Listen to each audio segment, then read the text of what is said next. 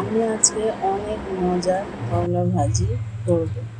প্রথমে আমি কড়াইয়ে পরিমাণ মতো তেল দিয়ে দেব, তারপরে পরিমাণ মতো পেঁয়াজ দিয়ে দেব।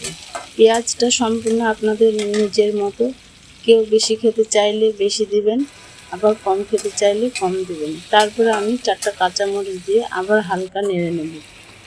এবার আমি করলাগুলো দিয়ে দেব। করলা দিয়ে আবার নেড়ে নেব। কিছুক্ষণ নাড়ার পরে আমি এর মধ্যে লবণ ও হলুদ গুঁড়া দিয়ে দেব। লবণ হলুদ গুঁড়া দেওয়ার পরে আমি আবার নেড়ে চেড়ে রান্না করব। কিছুক্ষণ ভাজার পরে আমি আবার নেড়ে নেব।